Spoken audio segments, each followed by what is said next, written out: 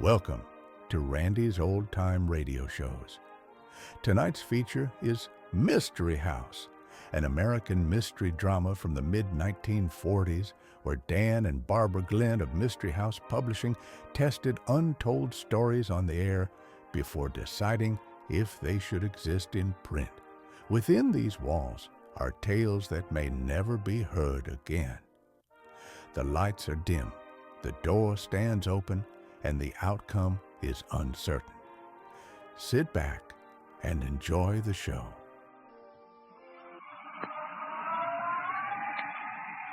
Mystery House.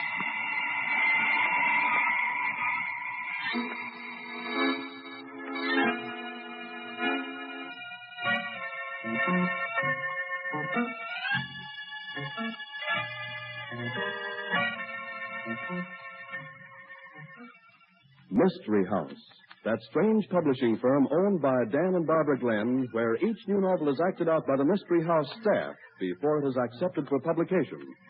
Mystery House.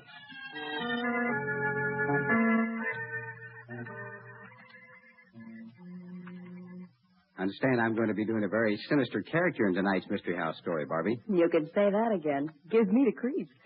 Complete with Quartet, huh? That's the title. What's it mean? Why, haven't you ever seen advertisements for funeral homes in which the copy listed a price for funeral services, complete with Quartet? Oh. Speaking of advertisements. Which is precisely what you're always doing, Tom. Right, Mr. Glenn. And here's a message from our sponsor.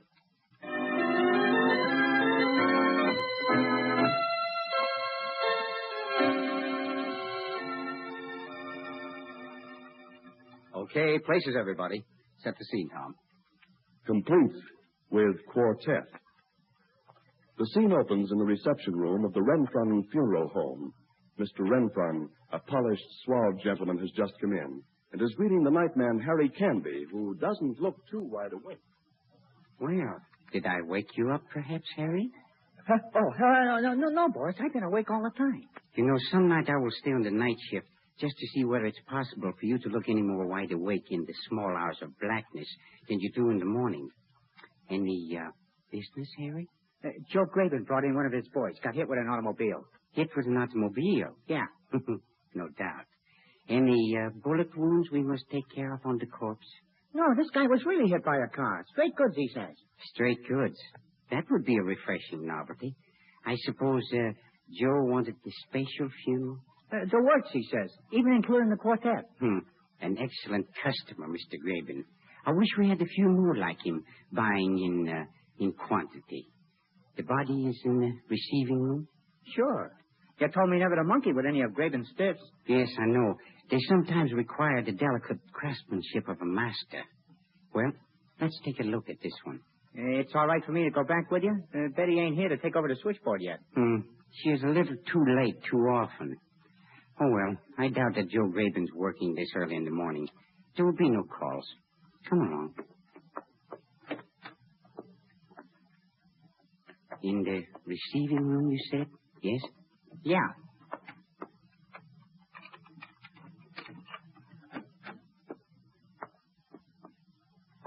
This mangled one over against the wall?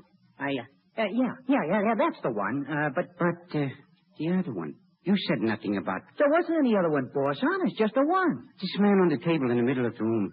Who is he? Oh, I never seen him before in my life, boss. Honest, Shut up. Stand back. He's been shot through the heart. Murdered, huh?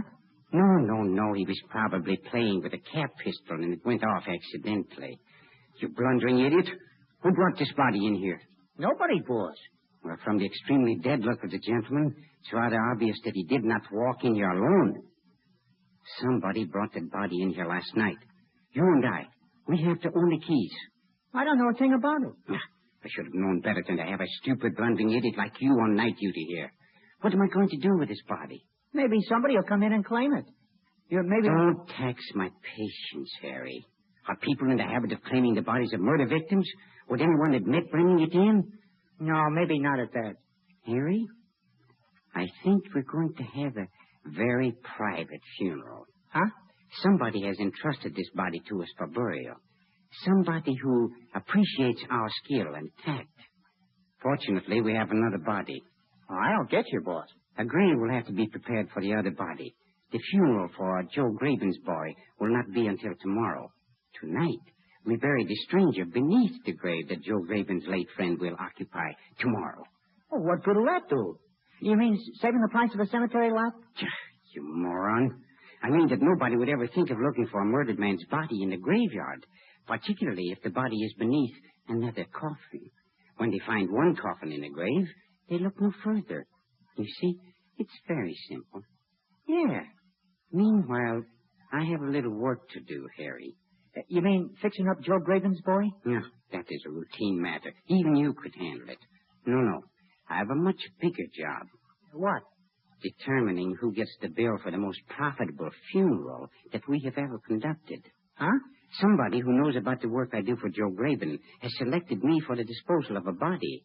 I have been chosen as a goat. And somebody's going to pay very dearly for that choice, Harry. I'm going to play detective.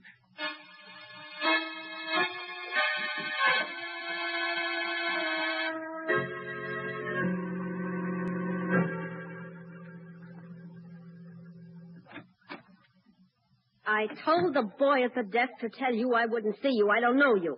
Carl Renfron is the name. Perhaps you've heard of the Renfron Funeral Home, one of the finest in this part of the country. Beautiful chapel, pipe organ, and a special quartet for the deluxe service. What is this, a gag? If it is, it isn't very funny. My business is never very funny, Miss Dare. What do you want of me? You sing in one of Joe Graven's nightclubs, yes? Sure. What of it? I suppose you read in the paper this morning about the disappearance of a handsome young detective. I don't read the papers.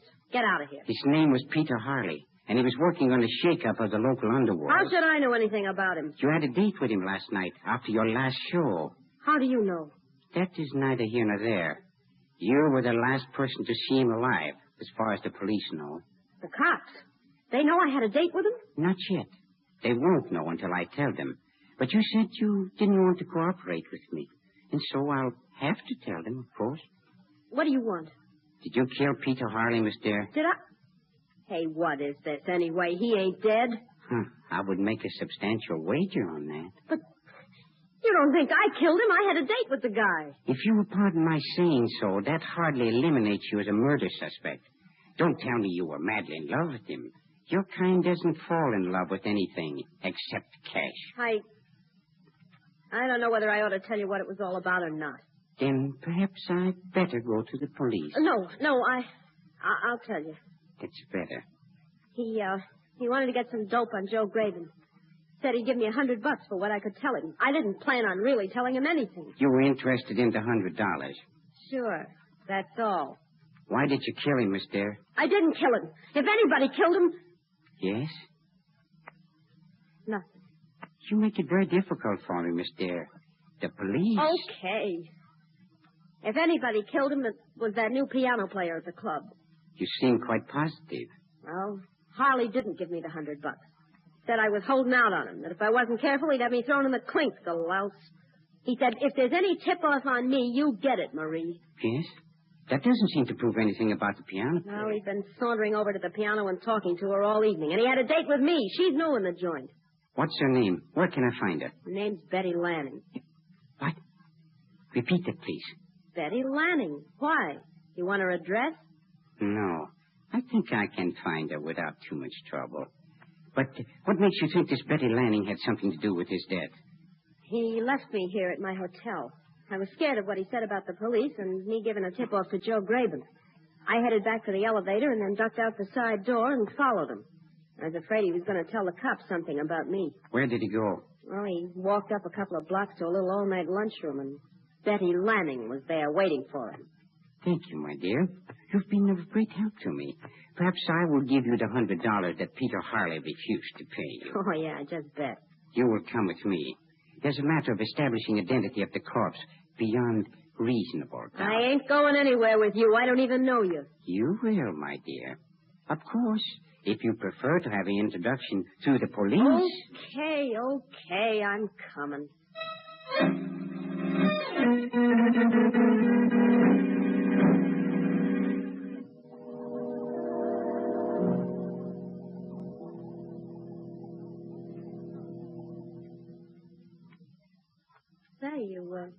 Got a real fancy place here. Yes, the classic beauty of Grecian architecture soothes the nerves of the bereaved. Right this way, my dear. Mr. Graben's been calling you about the body he... Oh? Surprised to see a fellow employee from the nightclub, Betty? Hey, wait a minute. You're the new piano player in the club. How come you're over... You must be mistaken. I work here. Oh, no, I ain't mistaken. You play the piano. I'm afraid bluffing won't do you much good, Betty. And I want to apologize to you. Apologize? For what? Well, I thought you were rather lazy and shiftless the way you've been coming in late in the mornings, and here I discover you're holding down both a day and a night job. Rather admirable. I don't know what you're talking about. Oh, don't deny it, my dear. I would be rather proud if I were you. Won't you show Miss Dare back to the receiving room, Betty? Miss Dare? But why? She wants to identify a friend. All right, but I don't have any key. I have. And I'm going with you. This way, Miss Dare.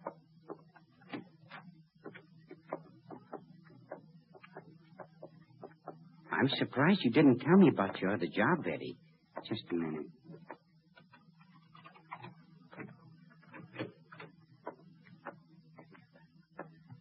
Show her the body, Betty.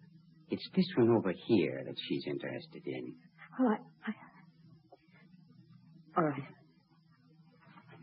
Oh, Pete! Darling! What have you done to him? You murderer! Ah, so you knew the man, too.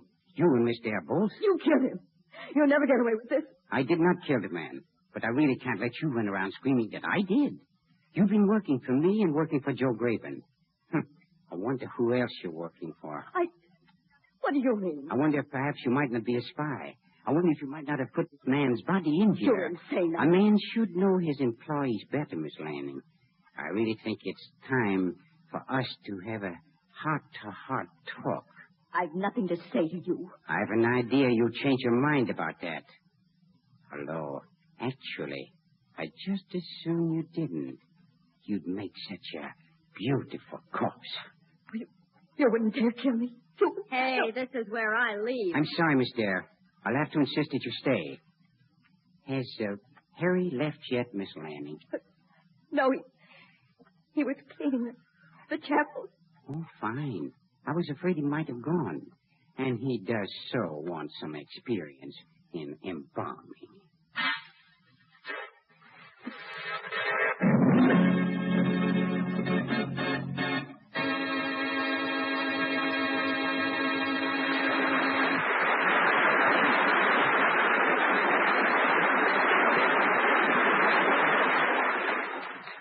Is Carl Renfron actually going to kill Betty Lanning? And who killed Peter Harley, the detective? Why was his body left in the Renfron funeral home? We'll find out in the second act of tonight's story. Meanwhile, here's news from your sponsor.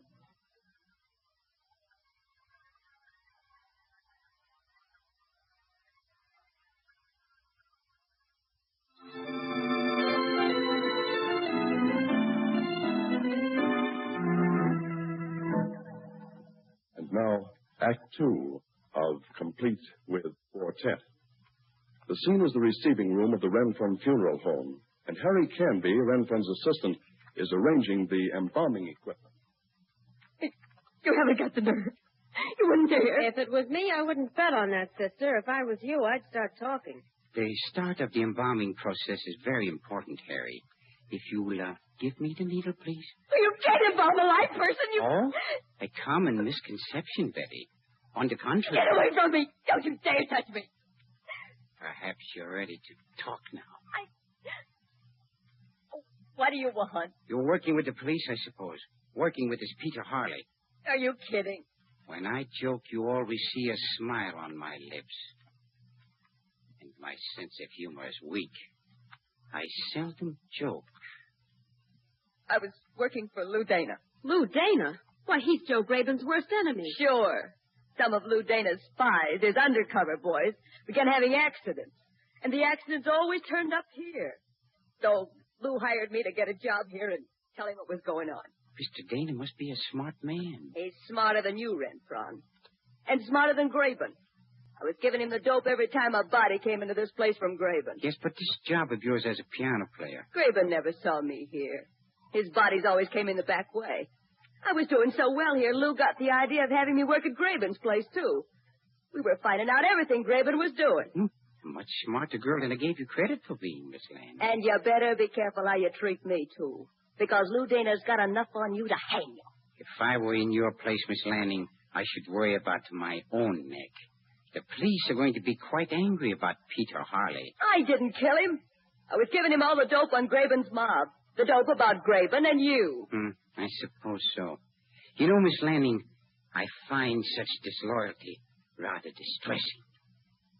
Miss Dare, what would you do if you were I, under such circumstances? You leave me out of this. I ain't playing. I should hate to think that Joe Graben would double-cross me in view of all that I've done for him. I bet Graben bumped off this Harley guy, boss. Well, of course he did.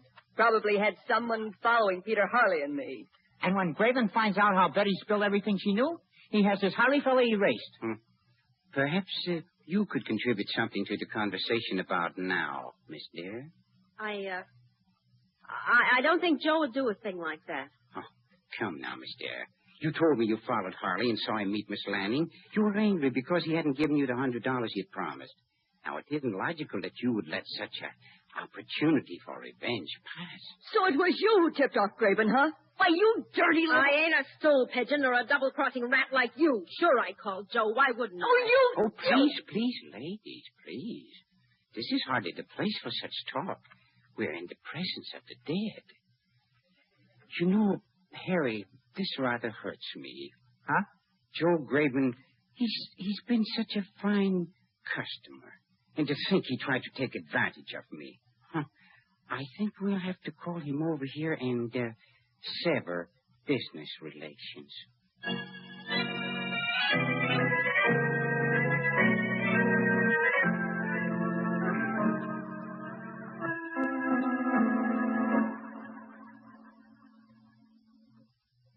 What's the matter, Renfern? Cops making a fuss about the guy I brung in last night? Which one, Mr. Graben? What do you mean, which one? Oh, really, Mr. Graben, you hurt me deeply. I've always endeavored to give you the finest service. Funerals worthy of much finer people than those that you have brought me. Everything has always been conducted on the highest plane, with the finest music, the most excellent caskets, beautiful flowers. Okay, quit selling me. I ain't kicking. I paid you plenty, too, and never beefed on the prices. What's wrong with you? If you wanted a free funeral for one of your victims, why didn't you ask me? I don't like deceit and trickery, Mr. Graben. You're off your nut. I don't know what you're talking about. This extra corpse you slipped in here last night, Mr. Graben. Are you crazy? I brought in one. Harry's seen me. I told him all about it. Wasn't even a hot job. But the one you brought with him, Mr. Graben, the one you neglected to report. You lie. Please, Mr. Graben. Perhaps you'd like to see him. This way, please.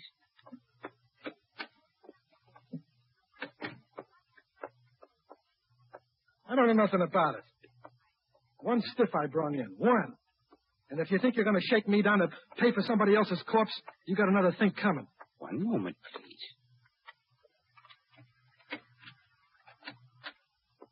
In here. Hello, Joe. Hey, what's it? Marie Dare. And Betty. Say, what's going on here anyhow? One thing that's going on, Joe. We found out what a rat your new piano player is. Lou Dana she was working for, spying on you. Quiet, please, Miss Dare, quiet.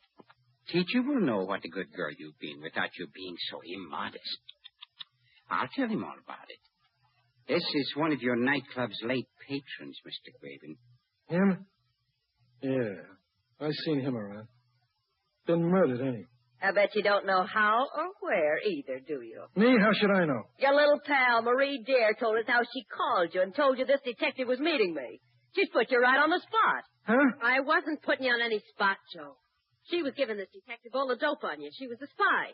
Taking pay from you and giving Lou Dane all the dope on everything that was going on around your place. And you told him you phoned me and told me about it? Why'd you say a thing like that, Marie? Because I did. Well, it must have been a couple of other people. You never talked to me. Oh, your protests of innocence are touching, Mr. Graven, but they're necessary. Nobody's going to hand me a rap for killing a dick. That is not the point. It is as far as I'm concerned. Our friend Betty, who seems to have been working for both of us, isn't going to give you the benefit of any doubt if this should come into court. Peter Harley was on your trail trying to get something on you. Yeah? Well, I didn't know about it. Betty, a member of a rival gang, was telling him anything that she could that would get you into trouble with the police. Marie Dare tipped you off as to what was going on. She never did. She didn't. She says she did. She has no apparent motive for lying. Peter Harley's been murdered. Do you think you would want the case to go to court, Mr. Graven? I suppose it's gotta. No, not necessarily. Not if you arrange for the right kind of a funeral. You mean you can cover this thing up? Such things have been arranged in the past, but this is going to be an expensive lesson for you, Mr. Graven. Yeah? What do you mean? Somebody has tried to victimize me into putting out a free funeral. This man died trying to uphold the law, a noble hero shot down in the prime of his life. He deserved last rites of genuine elegance. Okay. How much do you want? I should say about $50,000 should cover it very nicely. $50,000? Well, that's blackmail. Oh, but it will be a superb funeral. Flowers, special carpet at the cemetery, the red one, even the quartet. You'll guarantee I don't take the rap if I pay you the dough? When the Renfront Funeral Home takes charge of a funeral, I assume every responsibility. I guarantee you that you'll never be charged with Peter Harley's murder. Of course, Mr. Graven, you will make the payment in cash, in advance.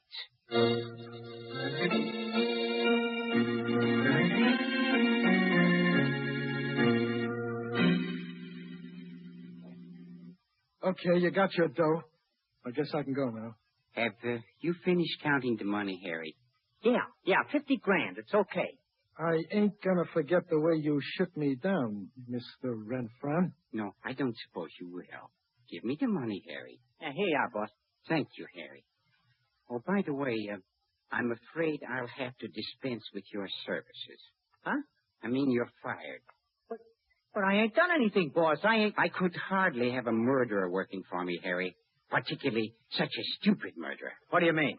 Listen, I ain't murdered anybody. Hey, what gives? What's this all about anyway? Peter Harley came here last night and asked to see the body that was in the receiving room. He showed his police credentials, I imagine, and demanded to see it. No, he wasn't here. You took him back to the receiving room. You were panic-stricken because you thought you would be in trouble, that you would be implicated in the work we've been doing for Joe Graven. You're making this up. You've been receiving most of Mr. Graven's cases at night. You thought you'd be in it up to your neck. So, you shot the detective. You killed him yourself. Hardly. Peter Harley and I were working together. You and Harley? Why, you dirty rat. When you brought your first case to me, Mr. Graven, I was scared to death. So I went to the police. And you got the nerve to admit it? They told me to play along with you, to tip them off. They've been building up a chain of evidence that will send you to the electric chair. Thanks to me. And you've been collecting from Joe Graben all the time? Naturally, my dear. Even the gangster dead must have burial. I didn't kill Harley, I tell you. You did it yourself. You have a key, too. Yes? Try telling that to the police, Harry. I'm afraid you'll irritate them. You see, Harry, they tipped me off a long time ago that you were one of Graven's boys, that you came to work for me because Graven had decided I was to be his undertaker. Then I'll confess that Graven told me to shoot Harley. Yeah. Why, you louse. Try to ring me in on your mistake, will you? You told me to do it. I'll stick to that. Unless you get me out of here. I can do that, all right. This gun will do the trick. Joe, you ain't going to shoot us. I ought to shoot Renfron, taking my dough and then tipping off the cops, shaking me down for $50,000. Come on, we got to get out of here, Joe. You sap. Okay, come on. I got a key, Joe. We'll leave Renfron and the dames locked in here. Let them try to explain Peter Harley's body. Yeah. Oh, fine spot you got us in now. When the cop comes... My dear, I don't believe you realize how lucky you are that Joe Graven didn't shoot you. Really, I don't. If I weren't a law-abiding citizen, I would be tempted to do it myself. You played unfair with me, too, you know. Hey, what's that? The police. I had the place literally honeycombed with them. Oh, my, I hope the bullets didn't hit any of my precious objects, Gerald.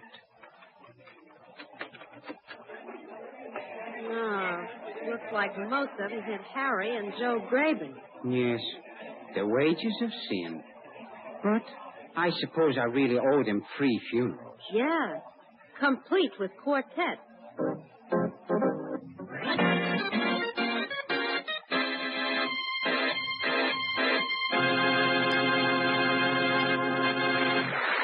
Well, folks, that's it for this episode here at Randy's Old Time Radio Shows.